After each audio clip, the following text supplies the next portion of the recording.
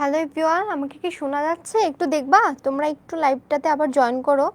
এই ওয়াইফাইটা আজকে অনেক ঝামেলা করতেছে। তোমরা একটু জানাও তো ঠিক আছে কিনা, আমাকে একটু জানাও সব কিছু ঠিক আছে।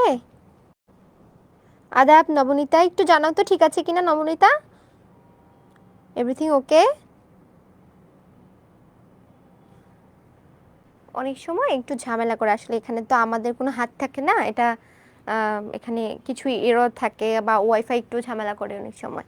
ঠিক আছে, অল ক্লিয়ার? আচ্ছা, বাকিরা আসুক, তাই না হচ্ছে আমরা শুরু করে দিই। ওকে, হ্যালো অর্পিতা, সব কিছু ঠিক আছে কিনা একটু জানাও। এত সুন্দর করে ক্লাসটা নিচ্ছি, দেন এখানে আমাদের ঝামেলা তো হবেই। Okay clear? আচ্ছা, আমরা তাহলে শুরু করে দিই না? সবাই চলে আসছে, দেন আমরা শুরু করে ফেলি। ওকে ওকে, সবাই চলে আসতেছে। আচ্ছা আচ্ছা, দেখো তারপরে আমরা কোথায় যেন আসছিলাম। তো সে সবসময় ভাবতো যে তার বাড়িতে যত আসবাব থাকবে, এগুলো থাকবে বিভিন্ন চমৎকার চমৎকার সব আসবাবপত্র, যেগুলোকে আমরা শোপিস বলি আর কি, এবং শোভা পাবে, অর্থাৎ যে জিনিসগুলো দেখলেই ভাল লাগবে এমন কিছু জিনিস, অমূল্য সব প্রাচীন কৌতূহল উদ্দীপক সামগ্রী, অর্থাৎ যে জিনিসগুলো দেখলে মানুষ অবাক হয়ে যাবে যে ওয়াও এত সুন্দর সুন্দর। তোমরা দেখবা যে অনেক সময় নায়ক নায়িকারা যারা থাকে বলিউড সুপারস্টার, তাদের বাড়িঘর যখন ট্যুর দেয় তখন দেখবা বিশাল বিশাল সুন্দর সুন্দর জিনিস, এবং প্রত্যেকটা জিনিস অনেক অ্যাস্থেটিক টাইপের। তো এইভাবে হচ্ছে সে সবসময় ভাবতো যে তার বাড়িতে এমন কিছু জিনিস থাকবে যেগুলো মানুষ দেখলে তাদের মধ্যে কৌতূহল উদ্দীপক হবে, অর্থাৎ এত সুন্দর সুন্দর জিনিস দেখে সবাই অবাক হয়ে যাবে। সে এগুলো সবসময় চিন্তা করত। যেসব পরিচিত ও আকাঙ্ক্ষিত পুরুষ সব মেয়েদের কাম্য, সেসব অন্তরঙ্গ বন্ধুদের সঙ্গে বিকাল 5টায় সে গল্পগুজব করার জন্য ছোট সুরভিত একটি কক্ষ সেখানে থাকবে।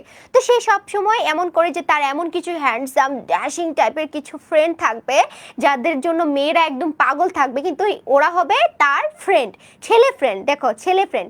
এবং সে হচ্ছে এই বৈঠকখানায়, অর্থাৎ তার এই ড্রয়িং রুমে বসে বসে বিকাল 5টায় সে চায়ের আড্ডা দিবে, এবং তার সেই হ্যান্ডসাম ড্যাশিং ফ্রেন্ডদের সাথে বসে বসে সে আড্ডা দিবে। সে এটা সবসময় কল্পনা করতো, অর্থাৎ ও সবসময় একটা কল্পনা রাজ্যের মধ্যে থাকতো।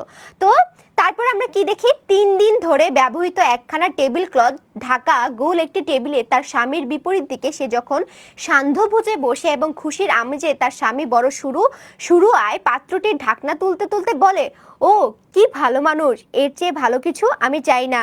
তখন তার মনে পড়বে আড়ম্বরপূর্ণ সান্ধ্যভোজের কথা। তো বলতেছে, যখন সে আসলে এমন একটা ঘটনার কথা বলতেছে, 3 দিন ধরে ব্যবহৃত একটা টেবিল ক্লথ, অর্থাৎ এটা দ্বারা হচ্ছে তাদের যে দারিদ্রতা, সেই দারিদ্রতাটা এখানে ফুটিয়ে তোলা হচ্ছে আর কি। হ্যাঁ, তো এখানে বলতেছে যে 3 দিন ধরে ব্যবহৃত একটা টেবিল ক্লথ, টেবিলের উপরে যে কাপড় থাকে সে টেবিল ক্লথ ঢাকা গোল একটা টেবিলে তার স্বামী এবং সে যখন সান্ধ্যভোজ, অর্থাৎ রাতের সন্ধ্যাবেলা যখন তারা খেতে বসবে এবং এই সান্ধ্যভোজে বসে এবং খুশির আমেজে যখন তার স্বামী শুরুয়ার পাত্রটির ঢাকনা, অর্থাৎ একটা ধরো শুরুয়া মানে কি একটা সুন্দর মানে সুন্দর করে সাজানো খাবার দাবারের ঢাকনা যখন তিনি তুলবেন, এবং তুলতে তুলতে যখন বলবে ওয়াও ফ্যান্টাস্টিক, মানে এটা ইংরেজিতে বা ফ্রান্সে যখন বলে ওয়াও ফ্যান্টাস্টিক, তুমি অনেক ভালো কুক করছো, এরকম বলে না হাজবেন্ডরা তাদের ওয়াইফদেরকে, তো এই জিনিসগুলো বলে থাকে। তো বলতেছে যখন সে তার বউয়ের সুনাম করবে, ও কি ভালো মানুষ তুমি, এর চেয়ে ভালো কিছু তো আমি চাই না, তখন আসলে তার মনে পড়বে আড়ম্বরপূর্ণ সান্ধ্যভোজের কথা। উজ্জ্বল রূপপাত্রাদি মায়াময় বনভূমির মধ্যে প্রাচীন বিশিষ্ট ব্যক্তি ও বিরল পাখির চিত্রশোভিত কারুকার্যপূর্ণ পর্দা দিয়ে ঢাকা দেওয়ালের কামনা। সেভাবে অপরূপ পাত্রে পরিবেশিত হবে অপূর্ব খাদ্য, আর গোলাপি রঙের রুহিত মাছের, অর্থাৎ রুই মাছ, রুহিত মাছ মানে কি, রুহিত মানে হচ্ছে রুই মাছ, অর্থাৎ গোলাপি রঙের রুই মাছের টুকরা অথবা মুরগির পাখনা, যেটাকে আমরা আর কি পাখনা ইংলিশে কি, ও তোমাদেরকে বলি মুরগির যে উইংস। তো আমি একবার গেছি তোমার রেস্টুরেন্টে, তো চিকেন তো খাইছি, বাট চিকেন উইংস তো কখনো খাই নাই। ব্যাপারটা কি, চিকেন উইংস মানে কি? তারপরে অর্ডার করলাম চিকেন উইংস, ওমা দেখি মুরগির পাখনাই না দিচ্ছে। তো এই মুরগির পাখনা অর্থাৎ চিকেন উইংস, তো এই উইংস খেতে খেতে সে মুখে সিংহ মানবীর হাসি নিয়ে কান পেতে শুনবে চুপি চুপি বলা প্রণয় লীলার কাহিনী। অর্থাৎ যখন তার হাজবেন্ড একটা সামান্য হ্যাঁ ড্রিমের অবস্থা দেখছো, এরকম আর কি। তো যখন তার স্বামী তার সাথে বসে রাতের খাবার খাইতো এবং সে হচ্ছে তার বউ যখন তার জন্য রান্না করে নিয়ে আসতো, তো তখন সে তার বউর অনেক সুনাম করতো যে বাহ তুমি কত গুড গার্ল, তুমি কত ভালো, তুমি তুমি অনেক ভালো রান্না করেছো। সে হচ্ছে তার বউকে অনেক অ্যাপ্রিসিয়েট করতো সবসময়। কিন্তু সে তখন তার হাজবেন্ডের এই অ্যাপ্রিসিয়েশনটা কখনো নিত না, কারণ তার হাজবেন্ডকে তার ভালো লাগতো না এবং তার হাজবেন্ডের যে দারিদ্রতা এটা তার একদমই পছন্দ ছিল না। তো তখন সে বসে বসে আসলে চিন্তা করতো যে এমন একটা সন্ধ্যা যদি হইতো বা এমন একটা রাতের খাবার, এমন একটা ডিনারের কথা সে ভাবতো, যে ডিনারের মধ্যে কি কি থাকতো, সেই সান্ধ্যভোজের কথা যেখানে অনেক রূপ্য পাত্রা দিয়ে, অর্থাৎ তার সামনে যত প্লেট থাকবে এগুলো সব থাকবে রূপার তৈরি, মায়াময় বনভূমির মধ্যে প্রাচীন বিশিষ্ট ব্যক্তি এবং বিরল পাখির চিত্রশোভিত কারুকার্যপূর্ণ পর্দা। আর ওই যে 3 দিন ধরে ইউজ করা একটা টেবিল ক্লথের কথা বলছে না, বাট ও স্বপ্ন দেখতেছে যে ওর সামনে একটা টেবিল আছে যেখানে সব রূপার পাত্রে খাবার সাজানো এবং উপরের টেবিলের ক্লথটা হচ্ছে অনেক সুন্দর ডিজাইন করা, পশু পাখি কারুকার্য দিয়ে অনেক সুন্দর ডিজাইন করা একটা টেবিল ক্লথের সামনে বসেও খাইতেছে। সেভাবে অপরূপ পাত্রে পরিবেশিত হবে অপূর্ব সব খাবার। আর গোলাপি রঙের রুহিত মাছ, এটা মনে রাখবা, অর্থাৎ গোলাপি রঙের রুই মাছের কথা কিন্তু বলা হয়েছে, এটা পরীক্ষা চলে আসে। কোন রঙের? গোলাপি রঙের রুই মাছ। আর থাকবে সাথে কি? Chicken wings. কি থাকবে? Chicken wings. এবং তার মনের মধ্যে তখন খেতে খেতে তার মুখে সিংহ মানবীর হাসি নিয়ে কান পেতে শুনবে এবং সে তখন চিন্তা করে যে যখন সে এমন একটা ডিনার করবে তখন তার মুখে শুধু হা হা হা হা হা করে সে শুধু হাসবে। আর তার সামনে তার স্বামী হচ্ছে প্রণয় কাহিনী, অর্থাৎ প্রেমের কথা বলবে, রোমান্টিক আলাপ করবে, আর সে হচ্ছে ঢং করে করে হাসবে। মানে এমন একটা সিন সে কল্পনা করতেছে, যখন তার স্বামী বসে তার খাবারের প্রশংসা করতেছে সে কল্পনা করতেছে অন্য আরেক কথা। তোমরা বুঝতে পারছো? বলো, তোমরা কি এতটুকু বুঝতে পারছো? অর্থাৎ এটা পুরোটা তার কল্পনার জগৎ। এতক্ষণ পর্যন্ত আমরা যা পড়লাম সবই হচ্ছে তার কল্পনার জগৎ। তার কাছে ফ্রক বা জড়ুয়া গহনা নেই বলতে কিছুই নেই। ফ্রক মানে কি? মানে আমরা যে ড্রেস পরি আর কি, যে ফ্রকের বাংলা হচ্ছে জড়ুয়া গহনা। মানে ফ্রক বা হচ্ছে বাংলা না, ফ্রক মানে কি? সুন্দর সুন্দর যে বড় বড় ড্রেসগুলো থাকে না, হ্যাঁ। চিকেন উইংস কি? চিকেন উইংস হচ্ছে মুরগির পাখনা। এই যে মুরগির যে এইখানের হাতের অংশটা থাকে না, এই যে হাতের অংশ, এই যে এটাকে বলা হয় চিকেন উইংস। যখন রেস্টুরেন্টে খাবার অর্ডার করতে যাবা সেখানে দেখবা চিকেন উইংস লেখা থাকে, অর্থাৎ মুরগার পাখনাই না দেয়, আমরা যেটা বাংলা কথায় বলি মুরগার পাখনা। তো এই মুরগার পাখনা বলতেছে আর কি, মুরগির পাখনা চিকেন উইংস, ঠিক আছে। আচ্ছা, তারপর হচ্ছে এগুলো তো আমি স্বপ্নেও দেখি না, তাহলে তো ভালো, খুবই ভালো। তো তারপরে দেখো তার কাছে কোনো মানে গর্জিয়াস কোনো ড্রেস ছিল না বা তার সেই ম্যাচিং করা গহনাও ছিল না। নেই বলতে কিছুই ছিল না, অথচ ওইসব বস্তুই ছিল তার প্রিয়। এগুলো তার ছিল না, কিন্তু ওই জিনিসগুলোই তার বেশি ভালো লাগতো। তার ধারণা ওইসবের জন্যই তার সৃষ্টি হয়েছে। সে ভাবে যে সে যেহেতু সুন্দরী, পৃথিবীর যত সুন্দর সুন্দর গয়না, তারপরে ড্রেস, এই সব কিছু তার পাওয়ার কথা। সুখী করার, কাম্য হওয়ার, চালাক এবং প্রণয় যাচিকা হবার কতই না তার ইচ্ছা। অর্থাৎ তার ইচ্ছা সে অনেক সুখী হবে, সে হচ্ছে অনেক কাম্য হবে, মানে সবাই শুধু তাকে পাওয়ার জন্য পাগল হয়ে যাবে। এবং সে ভাবে যে সে খুব চালাক হবে, সে প্রণয় যাচিকা, অর্থাৎ সে সবার সাথে এমন কথা বলবে, এমন ঢং করবে, হ্যাঁ, মানে সবাই তাকে পাওয়ার জন্য, প্রেমিকা হিসেবে তাকে পাওয়ার জন্য সবাই পাগল হয়ে থাকবে। এগুলো ছিল তার কত ইচ্ছা। এগুলো কি ছিল? এগুলো ছিল তার ইচ্ছা, ঠিক আছে।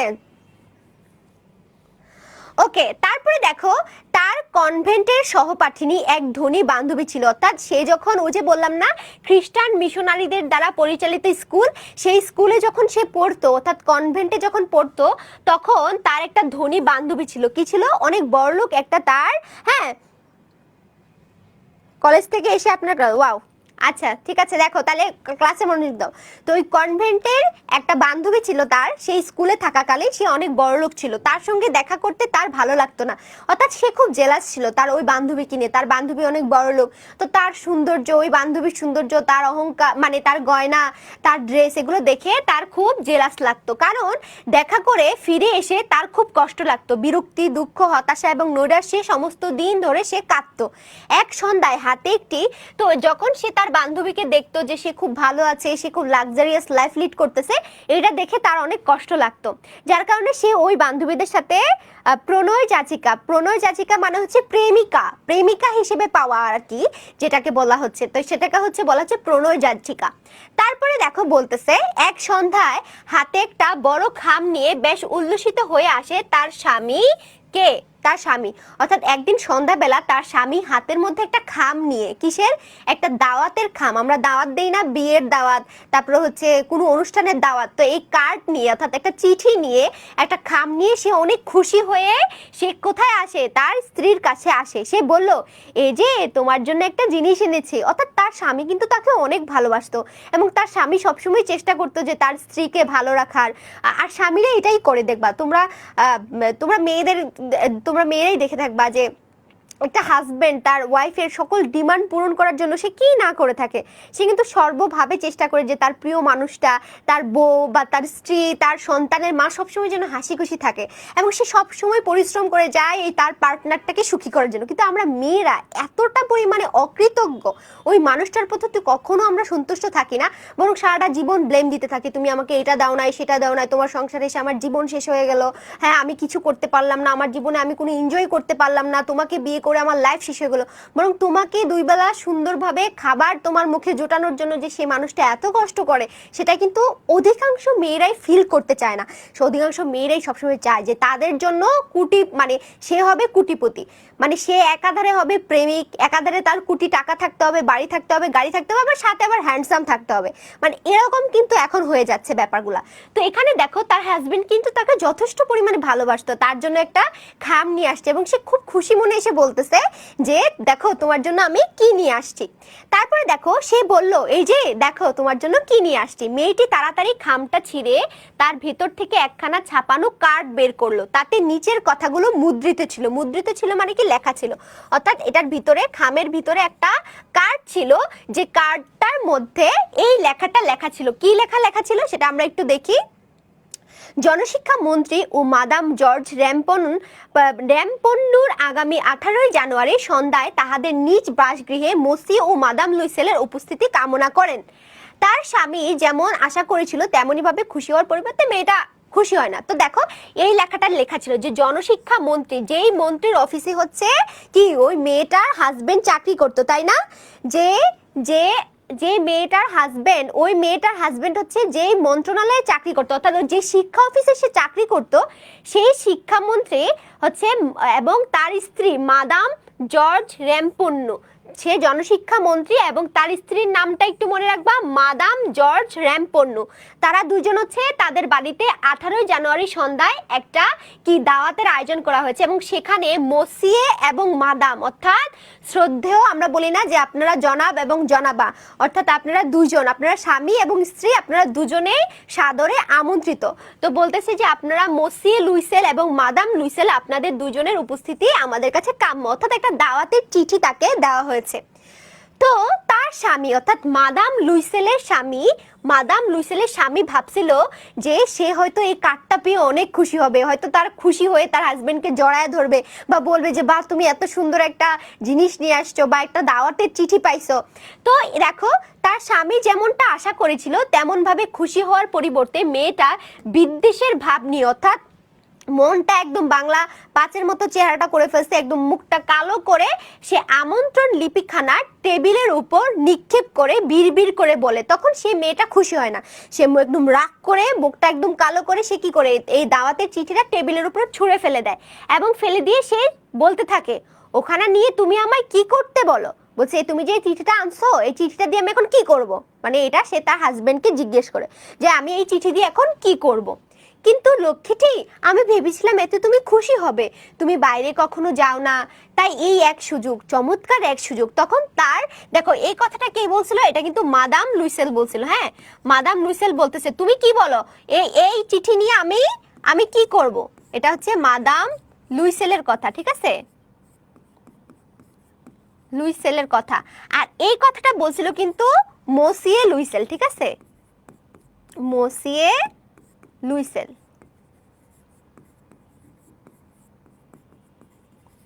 তো দেখো তারপর কি বলতেছে, মসিয়েল ওসেল বলতেছে যে আয় হায়, আমি তো ভাবছিলাম তুমি অনেক খুশি হবা, তুমি কখনো বাইরে যাও না, ঘুরতে যাও না, এই একটা সুযোগ তো পাইছি, আমরা তো একটা দাওয়াত পাইছি, তাও একটা বড় লোক বাড়িতে আমরা দাওয়াত পেয়েছি, একটা কি শিক্ষামন্ত্রীর বাড়িতে আমরা দাওয়াত পেয়েছি, তো সেখানে গেলে তো তোমার অনেক ভালো লাগার কথা, এজন্য আমি ভেবেছিলাম তুমি অনেক খুশি হবে। কিন্তু দেখা যায় পরবর্তীতে এটা জোগাড় করতে আমাকে অনেক কষ্ট করতে হয়েছে। তখন সে তার স্ত্রীকে বলে যে দেখো, এই চিঠিটা তো একটা শিক্ষামন্ত্রীর বাড়িতে দাওয়াত পাওয়া কিন্তু চারটিখানি কথা না, অবশ্যই এটার পিছনে তার স্বামীর অনেক পরিশ্রম ছিল। তখন সে বলতেছে এই যে চিঠিটা জোগাড় করতে তার অনেক কষ্ট করতে হয়েছে, সবাই একখানা চায় কিন্তু খুব বেছে বেছে দেওয়া হচ্ছে, কর্মচারীদের বেশি দেওয়া হয়নি, সেখানে তুমি গোটা সরকারি মহলকে দেখতে পাবে। তো বলছে যে সে বলতেছে যে এই চিঠিটা তো সবাইকে দেয় না, একদম বেছে বেছে কিছু কর্মচারীকে দেওয়া হয়েছে, এবং তুমি যদি সেখানে যাও, যত বড় বড় মন্ত্রীরা আছে, বড় বড় কর্মচারীরা আছে, সরকারি কর্মচারী, তুমি তাদেরকে দেখতে পাবা, এই কথা সে বলতেছে। বিরক্তির দৃষ্টিতে তার দিকে তাকিয়ে মেয়েটি অধীরভাবে বলে উঠল, ওই ঘটনার মতো একটি ব্যাপার কি পরে আমি যাব বলে তুমি মনে করো? তো বলতেছে যে ওই ঘটনার মতো একটি ব্যাপার কি পরে আমি যাব বলে তুমি মনে করো? সে ওই সম্পর্কে কিছু ভাবিনি, তাই সে বিব্রতভাবে বলে, কেন, আমরা থিয়েটারে যাবার সময় তুমি যে পোশাকটা পরো সেটা পরবে। তো বলতেছে যে ওই ঘটনার মতো একটা ব্যাপার, বলতেছে যে ওই মন্ত্রীর বাড়িতে এত বড় একটা ঘটনা, অর্থাৎ মন্ত্রীর বাড়িতে এত বড় একটা দাওয়াত, আর ওই দাওয়াতে কি পরে আমি যাব বলে তুমি মনে করো, অর্থাৎ আমি কি পরে যাব, আমার ড্রেস কোথায়, মানে আমি কিভাবে সেজে যাব, বা কি পরে এত বড় একটা প্রোগ্রামে যে যাব, আমার তো কোনো ড্রেসই নাই, তা আমি কি পরে যাব এটা। তখন সে তার হাজবেন্ডকে প্রশ্ন করে, তখন তার হাজবেন্ড বলে সে অন্য সম্পর্কে কিছু ভাবিনি, তাই সে বিব্রতভাবে বলে, অর্থাৎ সে আসলে তার মাথায় এত চিন্তা ছিল না, সে ভাবছিল যে এই চিঠিটা পেলে হতো তার প্রণয়িনী, তার স্ত্রী হয়তো অনেক খুশি হবে, হয়তো ভাববে যে আরে তুমি কত কষ্ট করতেছো, হ্যাঁ তুমি একটা কেরানি হয়ে তুমি এত কষ্ট করো, তুমি এক্সট্রা কাজ করে করে তুমি সবার মন জুগিয়েছো, যার কারণে তোমাকে একটা চিঠি ওখানে দাওয়াত করা হয়েছে। তো এটা সম্পর্কে সে খুশি না হয়ে সে উল্টা বলে যে আমি কি পরে যাব, আমার তো ভালো কোনো ড্রেস নাই। এখন তার হাজবেন্ড তো এত কিছু ভাবে নাই যে তার স্ত্রীর সুন্দর ড্রেস নাই বা সুন্দর গয়না নাই, এবং এটার জন্য সে যাইতে চাইবে না এত বড় একটা প্রোগ্রামে, এটা আসলে সে ভাবে নাই। তো সে কারণে সে একটু লজ্জা পায় এবং খুব বিব্রত ভাবে সে তার স্ত্রীকে বলে, কেন, আমরা থিয়েটারে যাবার সময় তুমি যে পোশাকটা পরো সেটা পরবে। তো বলতেছে থিয়েটার মানে কি, মানে সিনেমা হল আর কি। তো বলতেছে কেন, আমরা সিনেমা হলে যাওয়ার সময় তুমি যে ড্রেসটা সবসময় পরো সেই ড্রেসটাই তুমি পরবে, ওটা আমার কাছে খুব সুন্দর লাগে। তখন বলতেছে তুমি ওই ড্রেসটা পরে তোমাকে অনেক সুন্দর লাগে। তার স্ত্রী ফুপিয়ে ফুপিয়ে কাঁদতে দেখে সে আতঙ্কে নির্বাক এবং হতবুদ্ধি হয়ে গেল। অর্থাৎ তখন তার স্ত্রী কি করে, সে জোরে জোরে কান্না করা শুরু করে, সে ফুপিয়ে ফুপিয়ে একদম কাঁদতে থাকে। তো তার স্ত্রীকে কাঁদতে দেখে তার খুব মানে কষ্ট লাগে এবং সে একদম নির্বাক হতবুদ্ধি হয়ে যায়। সে কি করবে সে বুঝে উঠতে পারে না, তার অনেক কষ্ট লাগে যে তার স্ত্রী কান্না করতেছে, যে ওর কোনো ভালো ড্রেস নাই, কোনো ভালো গয়না নাই, এটার জন্য সে কান্না করতেছে। এটা দেখে তার হাজবেন্ডের খুব মন খারাপ হয়। তার চোখের পাশ থেকে বড় বড় দুফুটো অশ্রু তার গালের উপর গড়িয়ে পড়লো। সে থমথম ভাবে বলল, কি হলো, কি হলো তোমার? তখন তার স্ত্রী কি এমন ভাবে কাঁদতেছিল যে তার চোখ থেকে পানি বের হয়ে গেছে এবং সেটা তার গাল দিয়ে বেয়ে বেয়ে পড়তেছে। তখন তার স্বামী কিন্তু কি অনেক ডেসপারেট হয়ে যায়, বলছে হায় হায় কি হলো তোমার, তুমি কেন কান্না করতেছ? তখন কিন্তু সে তার স্ত্রীকে বলে যে তুমি কেন কান্না করতেছো লক্ষ্মী সোনা, তুমি এরকম ভাবে কান্না করলে তো আমার খারাপ লাগে, তাই না? তো হাজবেন্ডের তো খারাপ লাগে তার স্ত্রী যখন কান্না করতেছে, তার ড্রেস নাই, তার হচ্ছে ভালো জামা নাই, জুতা নাই, এগুলোর জন্য। প্রবল চেষ্টায় মেয়েটি নিজের বিরক্তি দমন করে, সে তার সিক্ত গণ্ড মুছে ফেলে শান্ত কণ্ঠে জবাব দেয়। অর্থাৎ অনেক চেষ্টা করে তার মনের ভিতরে যে রাগটা ছিল, অর্থাৎ তার যে বিরক্তিটা ছিল, এটা সে কন্ট্রোল করে এবং তার গালের গণ্ড মানে কি, তার গালের উপর থেকে সে চোখের পানি মুছে ফেলে এবং মুছে গিয়ে সে শান্ত কণ্ঠে জবাব দেয়, কি বলতো, কিছুই না, শুধু আমার কোনো পোশাক নেই বলে আমি ওই ব্যাপারে যেতে পারবো না। তোমার যে কোনো সহকর্মীর স্ত্রীর পোশাক আমার চেয়ে যদি ভালো থাকে, কার্ডখানা নিয়ে তাকে দাও। তখন সে তার হাজবেন্ডকে একটা খোঁচা মেরে, আমরা মেয়েরা কিন্তু আবার বেশি বেশি খোঁচা মেরে কথা বলতে পছন্দ করি, তাই না? খোঁচা মারি সবসময় হাজবেন্ডকে, তাই তো? হ্যাঁ, কুমিরের কান্না হ্যাঁ, কাইন্ড অফ। তো তো বলতেছে যে সে বলতেছে যে দেখো, আমার তো কোনো ভালো জামা নাই, তাইলে আমি ওখানে, আমার যেহেতু জামা নাই তাহলে আমি ওই অনুষ্ঠানে যাব না। তোমার যদি অন্য কোনো কর্মচারীর বউয়ের ভালো ভালো জামা থাকে, তুমি এই কার্ডটা নিয়ে তাকে দিয়ে আসো। অর্থাৎ সে খোঁচা মেরে তার হাজবেন্ডকে বলে যে তার যেহেতু জামা কাপড় নাই সে যাবে না, সে যেন অন্য কোনো কর্মচারীর বউকে নিয়ে এটা দিয়ে আসে। তো এইভাবে সে খোঁচা মেরে বলে, সে মনে মনে দুঃখ পায়। তারপর সে জবাব দেয়, মাতিলদা বেশ তো, চলো আলাপ করি আমরা। এখন কোনো কোনো এমন কোনো পোশাক অন্য কোনো উপলক্ষ যা দিয়ে কাজ চলবে, অথচ বেশ সাদাসিধা, তার দাম কত আর হবে। তো এখানে সে মনে মনে দুঃখ পায় বলতে কাকে বোঝানো হচ্ছে? মসিয়ে লুইসেলকে বোঝানো হচ্ছে। হ্যাঁ, মসিয়ে, ঠিক আছে। তো মসিয়ে হচ্ছে মনে মনে একটু কষ্ট পায় তার বউ যখন আসলে কান্না করতেছে, এবং তার উপরে তুমি দেখবা প্রত্যেকটা স্বামী চায় যে তার স্ত্রী তার উপর সন্তুষ্ট থাকুক, তাই না? প্রত্যেকটা হাজবেন্ড এটা এক্সপেক্ট করে যে আমার স্ত্রী আমার যা আছে তাই নিয়ে আমার উপর সন্তুষ্ট থাকুক। তো যখন দেখে যে তার স্ত্রী তার প্রতি এত ক্ষোভ, এত রাগ, যে সে তার স্ত্রীকে ভালো ভালো ড্রেস এনে দিতে পারে না, ভালো ভালো গয়না এনে দিতে পারে না, যার কারণে তার স্ত্রী কান্না করতেছে, তাকে খোঁচা মারে কথা বলতেছে, তো এইটার কারণে কিন্তু মসিয়ে লুইসেল একটু কষ্ট পায়, ঠিক আছে। এবং কষ্ট পাওয়ার পর সে জবাব দেয়, সে বলে মাতিলদা, অর্থাৎ তার স্ত্রীকে সে খুব মিষ্টি কণ্ঠে মাতিলদা বলে সম্বোধন করে। এটা ফ্রান্সের একটা ল্যাঙ্গুয়েজ আর কি, যেখানে হচ্ছে সে তার রমণীকে বা তার স্ত্রীকে সে মাতিলদা বলতেছে। তো বলতেছে যে মাতিলদা বেশ তো, চলো আলাপ করি আমরা। বলছে আচ্ছা ঠিক আছে, তুমি কেন কান্না করছো, চলো না আমরা একটু ডিসকাশন করি এমন কোনো পোশাক অন্য কোনো উপলক্ষ যা দিয়ে কাজ চলবে, অথচ বেশ সাদাসিধে, তার দাম কত আর হবে। বলে চলো তাহলে আমরা একটা ড্রেস কিনে নিয়ে আসি, খুব সাদাসিধে একটা ড্রেস কিনবো, তো সেটার কত দামি বা হবে। হ্যাঁ, আমি তোমাকে একটা ড্রেস কিনে দিব, ঠিক আছে। এখানে মাতিলদা হচ্ছে মাদাম লুইসেল, মাদাম লুইসেল, ঠিক আছে। মাদাম লুইসেলের নাম হচ্ছে মাতিলদা, মাদাম লুইসেল, ঠিক আছে, মনে থাকবে, মাদাম লুইসেল। তো মাদাম লুইসেলকে আসলে এখানে মাতিলদা বলা হচ্ছে। তো বলতেছে মাতিলদা, অর্থাৎ এটা তার নাম আর কি। তো বলতেছে মাতিলদা, তো তুমি কেন রাগ করতেছো, চলো না আমরা একটা ড্রেস কিনি, কত আর দাম হবে। এভাবে সে তার স্ত্রীকে বলে যে একটা ড্রেস কিনে দিতে। কয়েক সেকেন্ড মেয়েটি চিন্তা করে দেখে এমন একটি সংখ্যার বিষয় স্থির করলো যা চেয়ে বসলে হিসাবি কেরানির কাছ থেকে সঙ্গে সঙ্গে এক আতঙ্কিত প্রত্যাখ্যান যেন না আসে। তখন মেয়েটা কি করলো, দেখো কি স্ক্যারি না ব্যাপারটা, মানে তার হাজবেন্ডের সিচুয়েশন সে বোঝার চেষ্টা করতেছে না। তার হাজবেন্ড সামান্য একজন কেরানি, তাই না? তো তার কাছে এমন কিছু ডিমান্ড করে বসলো যেটা তার হাজবেন্ড দিতে পারবে না। কিন্তু সে মনে মনে জানতো তার হাজবেন্ডের কাছে কিছু টাকা আছে, সঞ্চয় করা কিছু টাকা আছে, যে টাকাটা যদি সে চায় অথবা ওই টাকার উপর ডিমান্ড করে যদি সে ড্রেস চায়, তাহলে তার হাজবেন্ড তাকে না করতে পারবে না। তো সে কি করলো, কয়েক সেকেন্ড মেয়েটা চিন্তা করে দেখে যে এমন একটা টাকার পরিমাণ সে বলবে যেটা দিতে তার হাজবেন্ড দ্বিধাবোধ করবে না বা তার হাজবেন্ড তাকে না করতে পারবে না, ঠিক আছে। শেষ পর্যন্ত ইতস্তত করে মেয়েটি, মানে একটু আমতা করে একটু ঢং করার চেষ্টা করে যে সে আসলে সে খুব এটা নিয়ে খুবই ব্যথিত। তো সে ইতস্তত বোধ করে সে কি বলে, সে হচ্ছে বলে আমি ঠিক বলতে পারছি না, তবে আমার মনে হয় 400 ফ্রা হলে তা কেনা যাবে। তখন সে ফ্রান্সের যে টাকা, সে টাকার যে মুদ্রাটাকে কিন্তু ফ্রা বলা হচ্ছে, অর্থাৎ সে 400 ফ্রা দাবি করে তার হাজবেন্ডের কাছে। বলে যে আমি ঠিক জানি না, কিন্তু মনে হচ্ছে 400 ফ্রা যদি হয় তাহলে আমরা একটা ভালো ড্রেস কিনতে পারবো। শুনে তার মুখ ম্লান হয়ে গেল। কার মুখ ম্লান হয়ে গেল বলো তো? মসিয়ে লুইসেলের মুখ কিন্তু কি হয়ে গেল?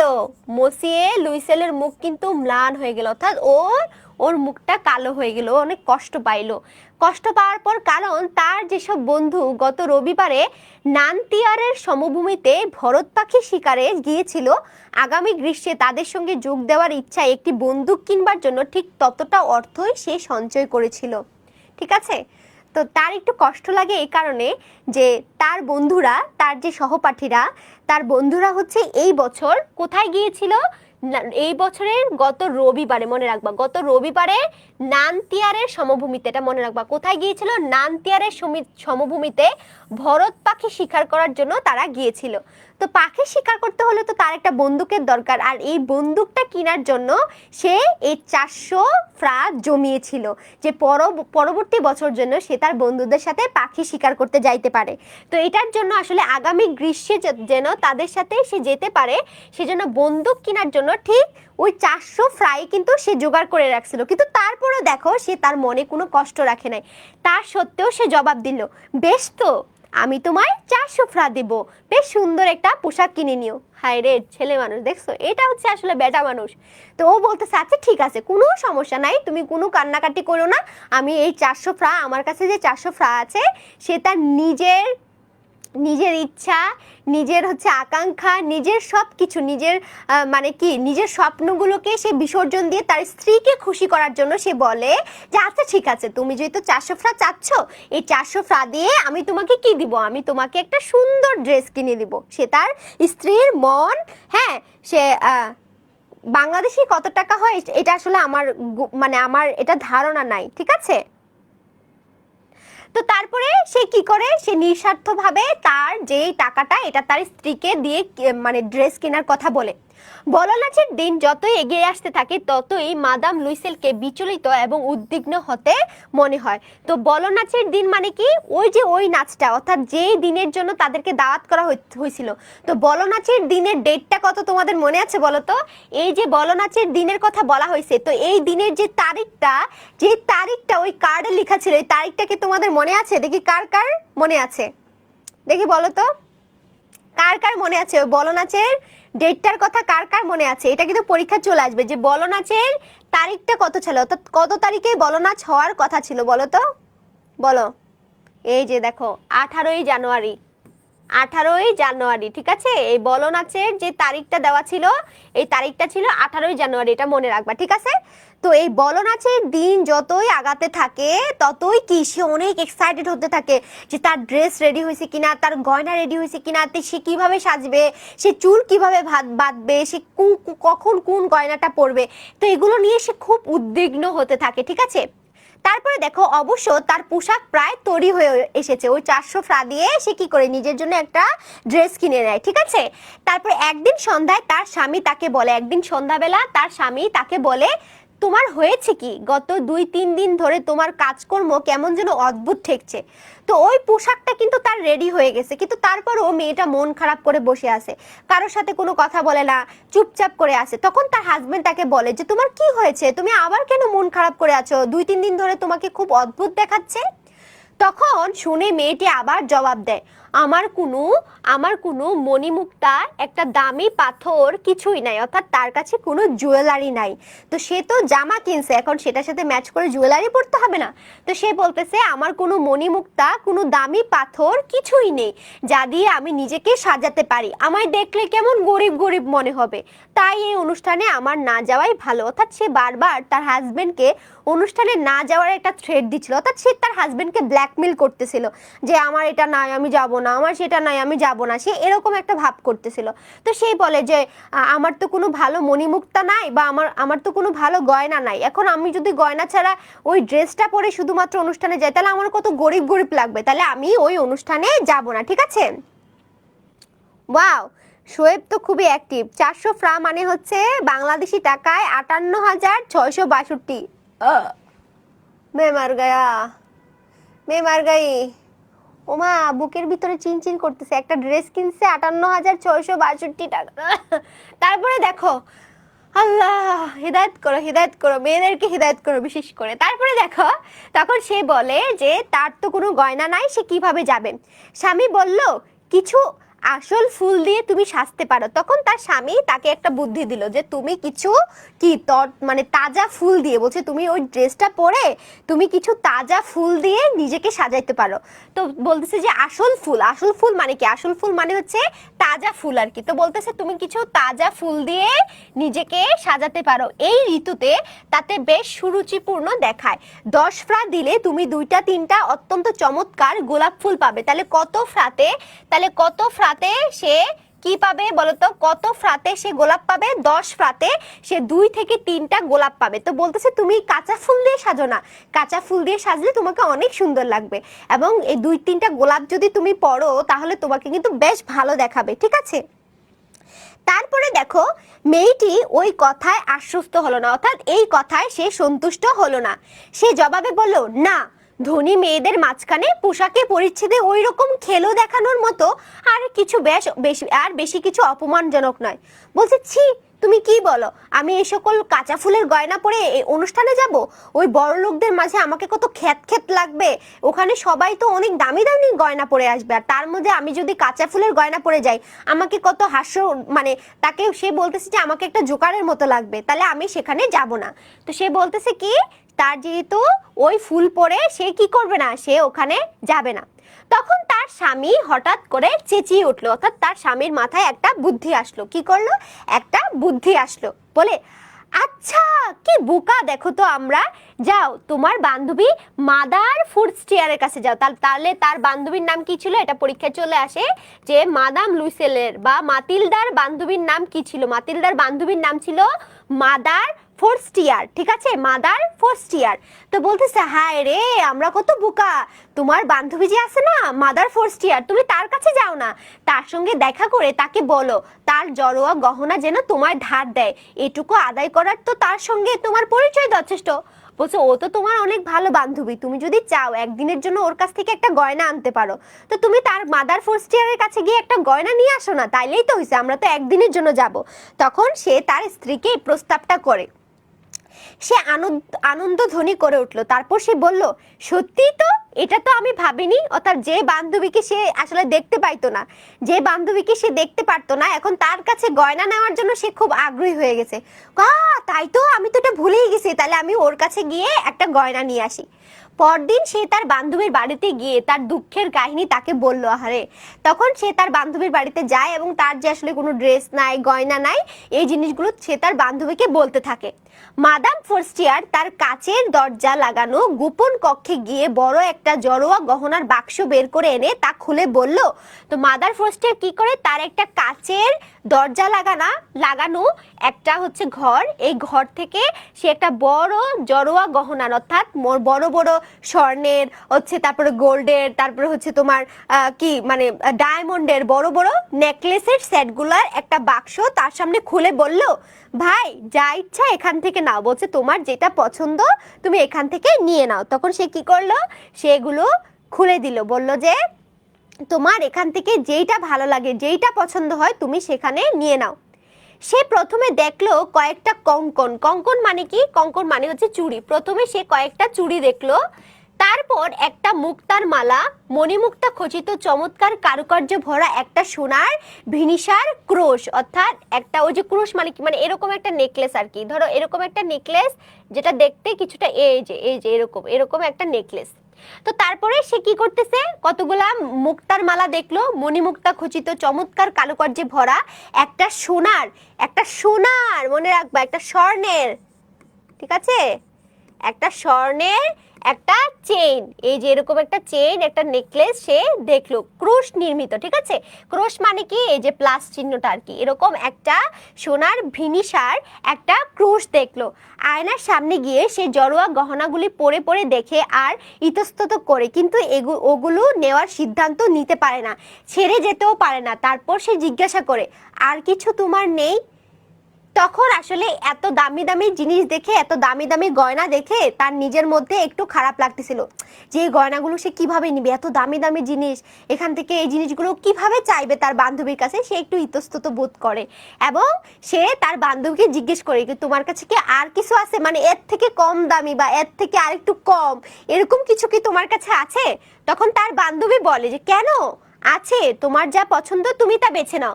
বলছে আরে আছে তো, তোমার যা লাগবে তুমি তা এখান থেকে বেছে নিয়ে নাও, ঠিক আছে। আরো কি পড়াবো? 1.5 ঘন্টা ধরে পড়াচ্ছি, আর কি পড়াবো নাকি নেক্সট ক্লাসে পড়াবো? আরেক পৃষ্ঠা পড়াই ফেলি না, কি বলো? আরেক পৃষ্ঠা পড়াই ফেলি নাকি কালকে ক্লাসে পড়াবো? তোমরা যদি বলো তাহলে পড়াবো, আর তোমরা না বললে কিন্তু পড়াবো না।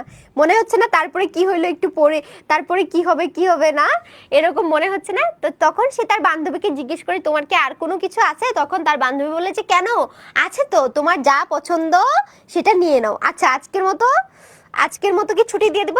তাহলে ছুটি দিয়ে দিই আজকের মতো, ঠিক আছে। আমরা নেক্সট ক্লাসে বাকিটুকু পড়বো, সাথে এমসিকিউ এবং সিকিউ সলভ করে ফেলবো, ঠিক আছে। এমসিকিউ সিকিউ ট্রিক্স দিয়ে দিবা এবং পাশাপাশি আমরা এমসিকিউ গুলো সলভ করে ফেলবো নেক্সট ক্লাসে। ওকে, তাহলে আশা করছি তোমরা খুব আরে পড়ান বলতেছে না, ছুটি দিয়ে দেই, নেক্সট ক্লাসে পড়বো না আমরা, আবার নেক্সট ক্লাসে বাকিটুকু পড়ে আমরা হচ্ছে আমাদের কি এমসিকিউ সলভ করাই দিব, ঠিক আছে? তো এই জায়গাটা থেকে, এই গল্পটা থেকে তোমরা অনেক জিনিস শিখতে পারবা, যেমন ছেলেরাও পারবা মেয়েরাও পারবা। যে উচ্চাকাঙ্ক্ষা মানে উচ্চ আকাঙ্ক্ষা, তোমার সবসময় এক্সপেকটেশন, আমি তোমাদেরকে সবসময় বলবো একটা কথা, এক্সপেকটেশন লেভেল অলওয়েজ জিরো রাখবা, অলওয়েজ জিরো। তাহলে দেখবা লাইফে যা কিছু পাবা সব কিছুতেই শুকরিয়া আদায় করতে পারবা। তো এক্সপেকটেশন করতেছে এত বড়, কিন্তু পাইরা তুমি এতটুকু, তখন দেখবা অনেক কষ্ট লাগে, অনেক বেশি কষ্ট লাগে, ঠিক আছে? আর একটু পড়াবো? আচ্ছা, আজকের মতো ছুটি দিয়ে দেই, আজকের মতো ছুটি দিয়ে দেই, কারণ আমরা নর্মালি ক্লাসগুলো হচ্ছে 1.5 ঘন্টায় রাখি। আচ্ছা, মাথা খারাপ লাগে না। আমার বাংলা ক্লাসের এটা একটা যে যারা গদ্য পদ্য, তোমাদের সিনিয়র ভাই আপুরাও বলছে যে আপু আমরা কখনো ভাবতেও পারতাম না যে গদ্য পদ্য 2 ঘন্টার ক্লাস করা যায়, কারণ আমরা কেউ পড়তে চাইতাম না। কিন্তু আমার ক্লাসে আসলে আমি সবসময় চেষ্টা করি যে তোমাদেরকে একটা ইমাজিনেশনের মধ্যে নিয়ে যাইতে। তোমরা দেখো, এই গল্পটা যখন আমি তোমাদেরকে পড়াচ্ছি, তোমরা সব কয়টা ব্যাপার ইমাজিন করতে পারতেছো না? কি কি হচ্ছে ঘটনাগুলো আসলে, যে ও এরকম কল্পনা করতেছে, এরকম ঘটনা ঘটতেছে, তার হাজবেন্ড তার কাছে আসছে চিঠি নিয়ে, তারপরে ও রাগ করে হচ্ছে বলতেছে যাবে না, মানে প্রত্যেকটা ঘটনা তোমরা ইমাজিন করতে পারতেছো না? আমি অলওয়েজ ট্রাই করি যে তোমরা ইমাজিন করে পড়ো, তাহলে এই গল্পগুলো তোমাদের বেশি মনে থাকবে। এমনও দেখা যেতে পারে বাসায় গিয়ে আর তোমাকে এই গল্পটা পড়তেই হবে না, তুমি সরাসরি পরীক্ষার হলে গিয়ে এখান থেকে অ্যান্সার করতে পারবা, ঠিক আছে? এটা সব সময় চেষ্টা করবা। ওকে, সবাই ভালো থাকো, সুস্থ থাকো। নেক্সট ক্লাসে ইনশাল্লাহ আমাদের আবার দেখা হচ্ছে, আমরা পার্ট 2 নিয়ে আবার চলে আসবো, ঠিক আছে? ওকে, টাটা, ভালো থাকো সবাই। নেক্সট ক্লাসে আবার তোমাদের সাথে দেখা হচ্ছে নেক্সট উইকে। ওকে, টাটা।